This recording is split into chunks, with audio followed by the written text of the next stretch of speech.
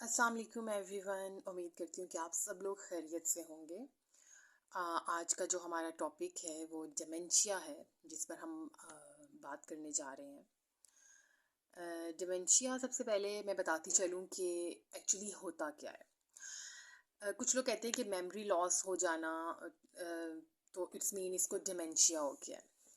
तो सिर्फ memory loss हो जाने को ही डिमेंशिया नहीं कहेंगे, यानी एक पर्सन जिसकी memory short term memory loss हो गई है तो आप उसको डिमेंशिया डायग्नोज नहीं करेंगे। डिमेंशिया जो है वो जब एक ग्रुप ऑफ डिजीज़ एक पर्सन पर जब अटैक करती हैं तो उसके बाद डिमेंशिया जो है वो कॉज होता है। इसकी एक बहुत जो कॉमन काज है वो अल्जाइमर डिजीज़ है। अल्जाइमर डिजीज़ के बारे में भी हम फर्दर अपनी किसी वीडियो में प्रॉपर डिस्कस करेंगे कि ये डिज़ीज़ क्या है, लेकिन आज हम स्पेसिफिकली सिर्फ डिमेंशिया पे बात करेंगे। अच्छा जी, तो ये तो मैं बता चुकी हूँ कि जी ये सिर्फ एक सिंगल डिजीज़ नहीं होती, इसमें काफ़ी चीज़ें जो हैं वो अफेक्ट होती हैं। जैसे कि एक पर्सन की मेमोरी लॉस हो जाती है, उसकी लैंग्वेज जो है वो अफेक्ट होती है काफ़ी हद तक। प्रॉब्लम सॉल्विंग की जो एबिलिटी है वो अफेक्ट होती है इसके अंदर। इंसान की सोचने समझने की सलाहियत काफ़ी हद तक डिमेंशिया के पेशेंट्स जो होते हैं उनकी अफेक्ट हुई होती हैं। और जब ये चीज़ें इनकी वजह से जो जैसे मेमोरी लॉस और प्रॉब्लम सॉल्विंग नहीं हो रही, डेली एक्टिविटीज़ उनकी अफेक्ट हो रही हैं, तो इन सब चीज़ों से जो उनकी जो रोज़मर्रा की ज़िंदगी ऑफ कोर्स वो काफ़ी हद तक अफेक्ट होती है और वो प्रॉपर तरीके से अपनी जो लाइफ है उसको इंजॉय नहीं कर पाते। उनको नहीं समझ आ रही होती कि डेली एक्टिविटीज़ जो हैं वो किस तरह से उन्होंने करनी है। डिमेंशिया एक पर्सन की कॉग्निटिव एबिलिटीज़ को भी अफेक्ट करता है। उसके साथ साथ उसका बिहेवियर चेंज बहुत हद तक देखा जाता है। किस तरह से वो फील कर रहा है, उसकी जो फीलिंग की एबिलिटी है वो अफेक्ट होती है। उसकी जो रिलेशनशिप होते हैं उनके साथ किस तरह से पेश वो आ रहा है, हर चीज़ जो है वो उसकी डेली लाइफ की अफेक्ट होना शुरू हो जाती है, जो कि डिमेंशिया के पेशेंट्स होते हैं। इसीलिए कहा जाता है कि डिमेंशिया का पेशेंट जो होता है वो अपनी रोज़मर्रा की जो एक्टिविटीज़ हैं और जो रिलेशनशिप्स हैं उनको प्रॉपर तरीके से नहीं निभा रहा होता। काफ़ी हद तक वो जो चीज़ होती हैं वो अफेक्ट हो जाती हैं उसकी। अच्छा जी, जो सिम्टम्स डिमेंशिया में देखे जाते हैं वो अब थोड़े से हम डिस्कस करेंगे कि वो सिम्टम्स क्या होते हैं। जो पेशेंट्स होते हैं इनकी मेमोरी का, जैसे मैंने कहा है कि अफेक्ट होती है, मेमोरी लॉस हो जाती है। स्पेशली शॉर्ट टर्म मेमोरी जो होती है इनको इसका सामना करना पड़ता है। चीज़ों को भूल जाते हैं, यानी कि रखी कहीं पर है और उन्हें नहीं याद रहता कि मैंने कहाँ पर चीज़ रखी थी। कोई स्पेशल इवेंट्स होते हैं या डेट्स होती हैं स्पेशल के, आज ये इवेंट है, ये वो चीज़ें ये भूल जाते हैं। आया कि कुछ दिन पहले उन्हें बताया भी जाए तो वो उस इवेंट को भूल गए होते हैं। अ, चीज़ों को जैसे मैंने बताया कि ज़रूर मिसप्लेस कर देते हैं ये लोग। जब भी ये लोग चल रहे होंगे, बैठे होंगे या ड्राइविंग कर रहे होंगे, तो ये लोग क्या होता है कि अपने ही आप में खो जाते हैं और इन्हें भूल जाता है कि अभी चल क्या रहा था। करंट सिचुएशन जो होती है वो अक्सर औकात ये लोग भूल जाते हैं और इन्हें नहीं याद रहता। हर वक्त कंफ्यूज रहते हैं। बेशक ये किसी फेमिलियर जगह पर गए हों या अपने कोई फैमिली फंक्शंस में भी हों, तो ये लोग, इनकी पर्सनालिटी जो है ये कंफ्यूज हो जाती है काफ़ी हद तक। इन लोगों को नहीं समझ आती कि कोई भी जो प्रॉब्लम अगर इनके सामने आ जाए तो उसका सोल्यूशन कैसे निकाला जाए। डिसीजन मेकिंग की पावर जो होती है इनकी वो काफ़ी हद तक अफेक्ट हो गई होती है। ये लोग डिसीजन नहीं ले पा रहे होते अपनी लाइफ में कि अब ये सिचुएशन है तो मुझे क्या डिसीजन लेना चाहिए, क्या नहीं लेना चाहिए। तो ये लोगों की जो है वो काफ़ी हद तक अफेक्ट हुई होती हैं चीज़ें। इसके साथ साथ ही इनकी जो कन्वर्सेशन है वो, जैसे मैंने पहले भी बताया था कि लैंग्वेज बहुत हद तक अफेक्ट होती है। इनको वर्ड्स भूल जाते हैं, इनको नहीं समझ आती कि अब हमने नेक्स्ट क्या बोलना है या क्या लफ्ज़ अदा करना है। इनकी जो कन्वर्सेशन होती है किसी बंदे के साथ, वो ये लोग प्रॉपर उसको जो है वो नहीं कर पा रहे होते। इनकी काफ़ी हद तक अफेक्ट हुई होती है लैंग्वेज।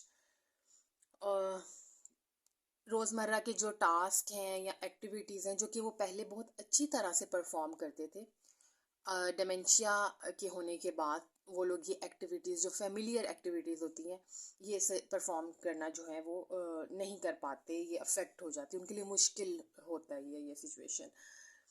अच्छा, मुख्तलिफ़ किस्म के जो डिस्टेंसेस होते हैं वो ये जज नहीं कर पाते कि अक्सर ये देखा गया कि सीढ़ियाँ उतरते वक्त इन्हें नहीं समझ आ रही होती कि एक स्टेप उतरना है या दो पे पाँव रख के गिर भी सकते हैं। तो इनको डिस्टेंस का जो एक तरह का जज करना कि कितना डिस्टेंस है, ये काफ़ी हद तक अफेक्ट हो जाता है, ये इन लोगों को नहीं समझ आती। अच्छा जी, कॉमन चेंजेस जो कि डिमेंशिया के पेशेंट के मूड में और बिहेवियर में देखी जाती हैं, अब हम वो डिस्कस करेंगे कि वो क्या होती हैं। तो ये लोग जो होते हैं ज़्यादातर जो है वो सैड रहते हैं ये लोग, या फिर इनका जो है गुस्सा बहुत ज़्यादा आता है क्योंकि इनकी मेमोरी लॉस हो गई होती है। तो इन्हें जब चीज़ें याद नहीं आती तो इन्हें गुस्सा आना शुरू हो जाता है। तो ज़्यादातर जो इनका मूड रहता है वो सैड रहता है या एंग्री रहता है। इनकी पर्सनैलिटी काफ़ी हद तक चेंज हो जाती है, जैसे वो पहले थे, मेमोरी लॉस होना, लैंग्वेज वर्ड्स का लॉस हो जाना, उसकी वजह से ऑफ कोर्स इनकी जो पर्सनैलिटी है वो अफेक्ट होती है, इनका बिहेवियर जो है वो चेंज हो जाता है और इनको नहीं समझ आ रही होती कि किस तरह से परफॉर्म करना है किसी भी सोशल गैदरिंग में। तो ये थोड़ी सी जो है ना अजीब हरकतें, फॉर एग्जांपल अपने पाँव को मारने लग जाते हैं ज़मीन पे ज़ोर ज़ोर की, या एक हाथ को हरकत, मतलब कोई ना कोई मूवमेंट जो कि इनअप्रोप्रिएट होती है वो ये परफॉर्म कर रहे होते हैं। अ, बहुत ज़्यादा ये इनका जो इंटरेस्ट होता है वो ख़त्म हो जाता है एक्टिविटीज़ में से, लोगों में से इनको ज़्यादातर अकेला रहना पसंद होता है। ये लोग नहीं पसंद करते कि जी सोशल गैदरिंग्स में जाना।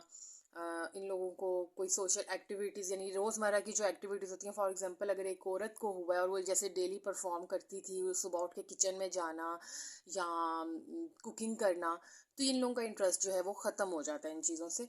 वो चाहते हैं कि बस हर वक्त लेटे रहें और कोई उनसे बात ना करे, बस अकेले अकेले रहना इनको ना पसंद होता है। डिप्रेशन के पेशेंट जो लोग हो जाते हैं, डिप्रेशन इन्हें ज़रूर डायग्नोज होता है, साथ एंग्जाइटी इन्हें ज़रूर हुई होती है। अच्छा, बहुत से रेयर केसेस में ऐसा भी होता है कि इनको साथ ही हेलुसिनेशन भी स्टार्ट हो जाती है।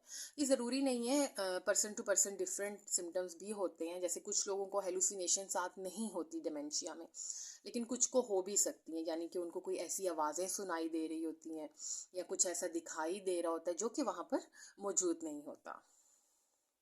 अच्छा जी, तो अब हम लोग डिमेंशिया की काज क्या है उस पर बात करेंगे कि डिमेंशिया एक्चुअली काज कैसे होता है।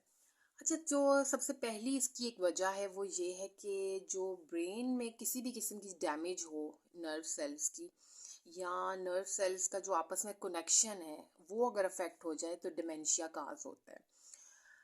या फिर कुछ ऐसी मेडिसिन्स हैं जो कि एक पर्सन यूज़ कर रहा है, फॉर एग्जांपल किसी भी अपने डिजीज़ या डिसऑर्डर उसको पहले से है, वो मैं आगे बताती हूँ। इनमें ये एग्जांपल है कि अगर डिप्रेशन का डिसऑर्डर आपको पहले किसी क्लाइंट बंदे को हुआ है, और वो उसकी मेडिसिन्स ले रहा है, तो हो सकता है कि फर्दर उसको डिमेंशिया भी हो जाए उन मेडिसिन्स की वजह से। देखा जाता है कि जो डायबिटीज़ के पेशेंट्स हैं या हार्ट के पेशेंट्स हैं, लंग्स के पेशेंट्स हैं, जो वो उनको जो है डिमेंशिया, देखा गया कि उनमें ज़्यादा चांसेस है डिमेंशिया होने के। किसी किस्म की भी इन्फेक्शन जो है अगर एक पर्सन को हो तो ये भी चांसेस हैं कि डिमेंशिया काज हो जाए, जैसे HIV या विटामिन B12 की डेफिशिएंसी जिन लोगों में होती है, फॉलिक एसिड की डेफिशिएंसी हो अगर औरतों में, थायराइड का डिसऑर्डर जिन लोगों को पहले से हो, उन्हें डिमेंशिया काज हो सकता है। अच्छा, एक्सेसिव अल्कोहल का यूज़ जो है वो डिमेंशिया काज करता है। जो लोग ड्रग्स ले रहे हैं, तो उनको भी चांसेस जो हैं वो हाई होते हैं डिमेंशिया के, या किसी किस्म की भी, जैसे मैंने बताया विटामिन B12 की भी डेफिशिएंसी या किसी भी और विटामिन की भी डेफिशिएंसी जो है वो डिमेंशिया को काज करता है। ब्रेन ट्यूमर पहले हो चुका है, वो फर्दर जो है डिमेंशिया की तरफ लेके जा सकता है, ऑफ कोर्स क्योंकि उसमें ब्रेन जो है वो काफ़ी हद तक उसके नर्व सेल्स जो हैं वो अफेक्ट होते हैं। अच्छा, जो लोग फिज़िकली इनएक्टिव रहते हैं अपनी लाइफ में, फॉर एग्जांपल उन्हें पसंद नहीं है डेली एक्टिविटीज़ करना, घर के काम वगैरह, जैसे औरतों को या मर्दों को बाहर कोई जॉब वगैरह नहीं करते, बस हर वक्त इनएक्टिव रहना है, लेटे रहना है, तो उन्हें भी ज़्यादा चांसेस होते हैं कि जी डेमेंशिया उन लोगों को हो सकता है। या कोई भी ब्रेन की इन्फेक्शन अगर हुई है, वो डेमेंशिया काज कर सकती है। स्ट्रोक जो है, और जो सबसे लास्ट में चीज़ देखी जाती है एजिंग। बढ़ती हुई एज जो है, वो काफ़ी हद तक डेमेंशिया की काज का सबब बनता है कि डिमेंशिया एज के साथ होना भी काफ़ी हद तक बढ़ जाता है।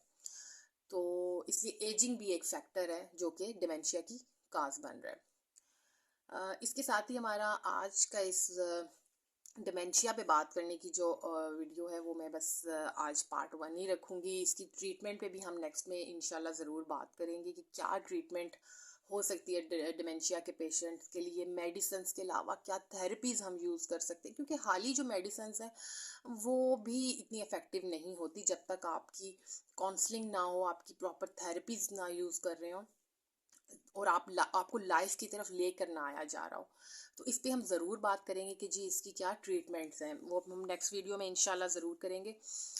अगर ये वीडियो आपको इन्फॉर्मेटिव लगती है स्टूडेंट्स, तो प्लीज़ सब्सक्राइब माय चैनल और शेयर कीजिए इसको अपने दूसरे स्टूडेंट्स के साथ, अपने फ्रेंड्स के साथ जो साइकोलॉजी के स्टूडेंट्स हैं। Thank you so much.